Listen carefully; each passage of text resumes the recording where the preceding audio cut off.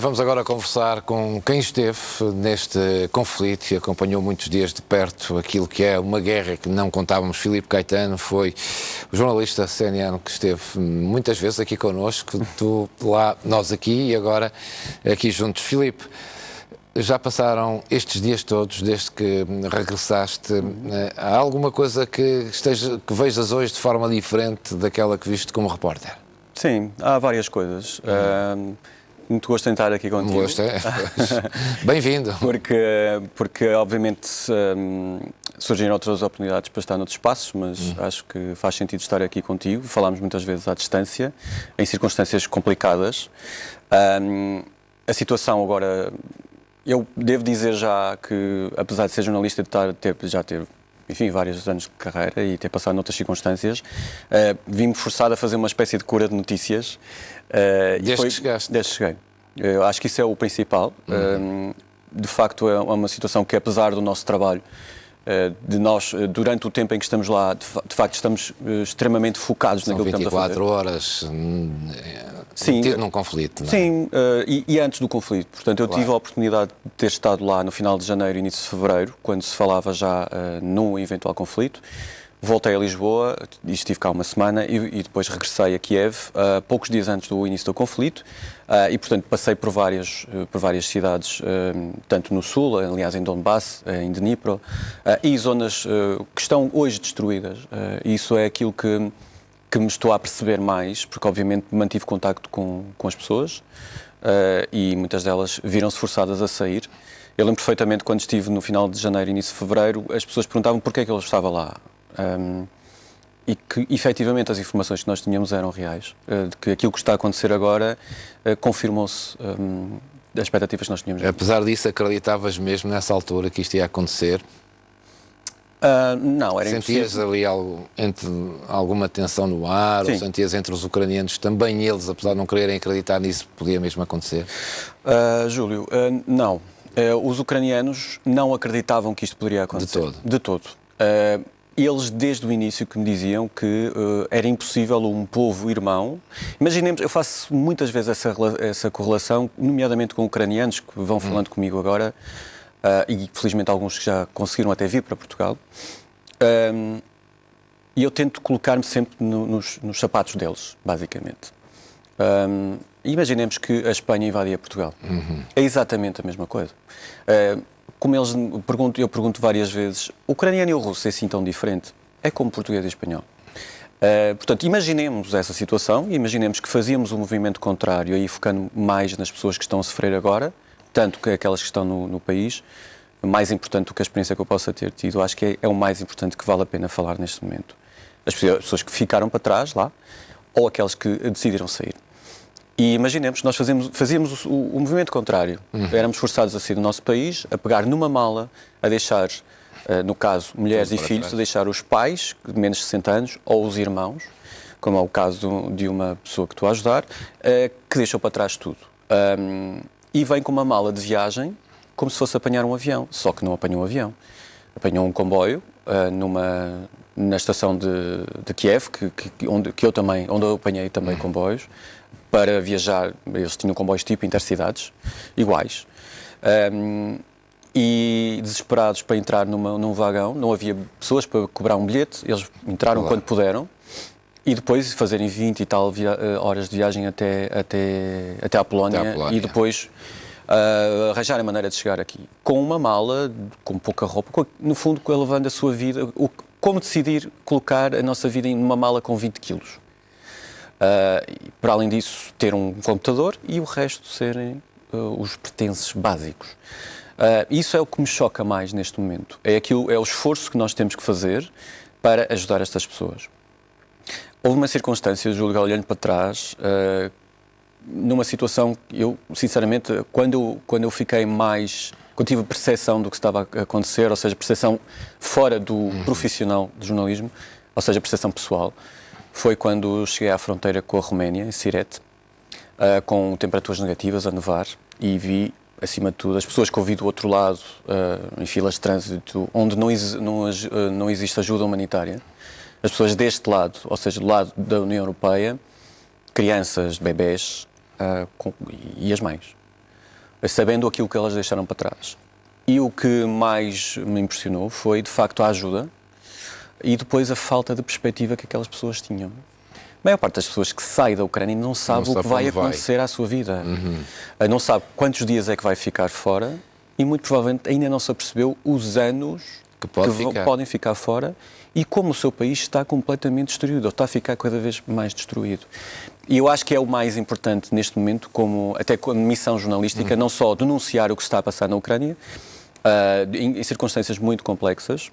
De facto, a profissão, eu não acho que haja um cargo ou uma profissão, uma característica própria de repórter de guerra, é uma circunstância. Claro. Não acho que haja pessoas que só façam a reportagem de guerra. Um jornalista porque não é uma situação boa.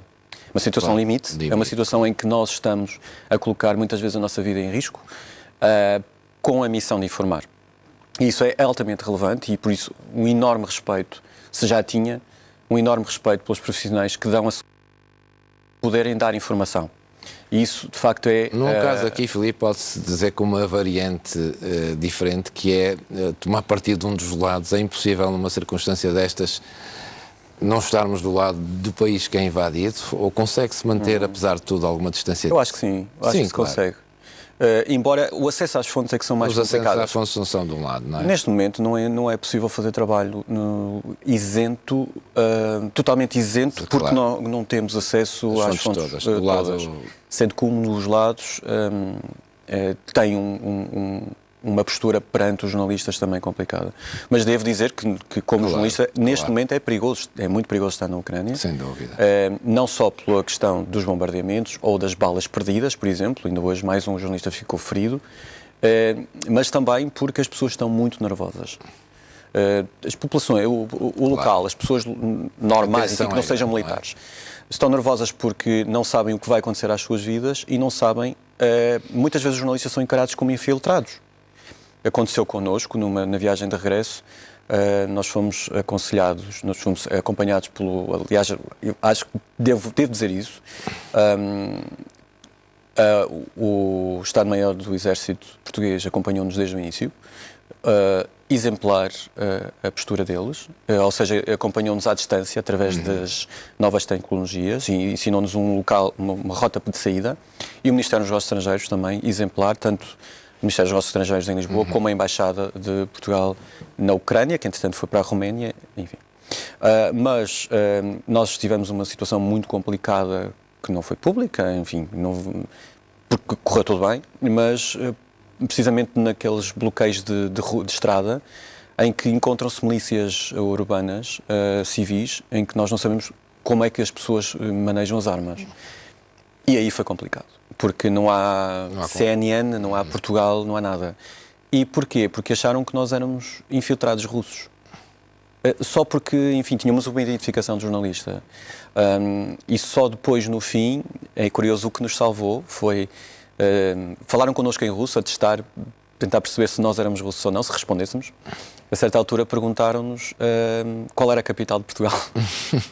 Então dissemos Lisboa, em bom português, e foi isso que no fundo, depois aliviou toda a situação. Mas como nós vivemos várias situações dessas, mas aquela foi a mais perigosa, em que houve a utilização de armas, enfim, e pessoas bastante perigosas. Portanto,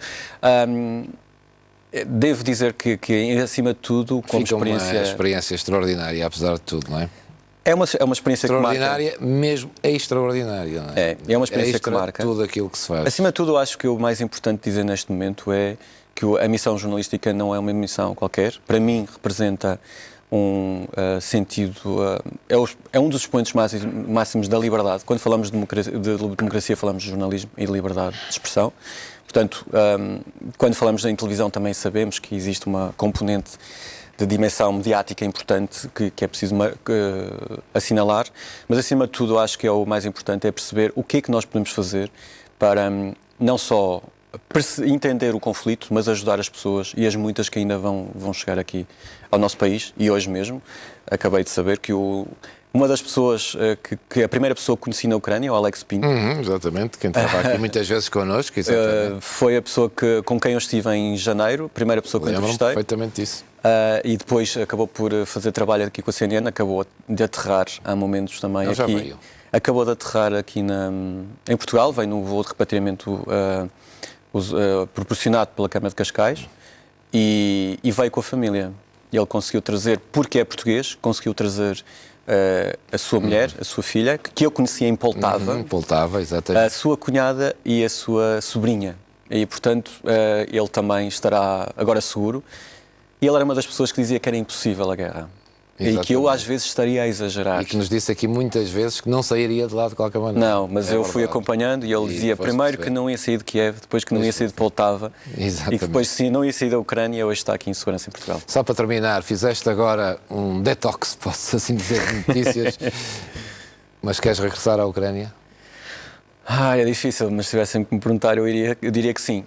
Eu diria que sim, obviamente, mas com uma consciência diferente dos limites do jornalismo, ou seja, dos limites até onde pode ir o jornalista. Okay. E se tivesse e as dicas que eu tenho dado aos meus colegas é não viajam sem garantias de segurança, porque um jornalista nunca é notícia. Eu acho que o jornalista nunca é notícia. Isso é notícia nas piores situações, que é basicamente ou quando é morto, ou ferido, ou quando é raptado. E nós não queremos que isso aconteça. Filipe, não se deve dizer isto, mas acompanhei aqui o teu trabalho diário, parabéns. Um jornalista, ser jornalista, isto é importante para os jovens perceberem, é ser repórter, e tu és um repórter da excelência. Obrigado. Muito obrigado, Júlio. Por tudo o que trouxeste aqui para a CNN. Um abraço. Obrigado.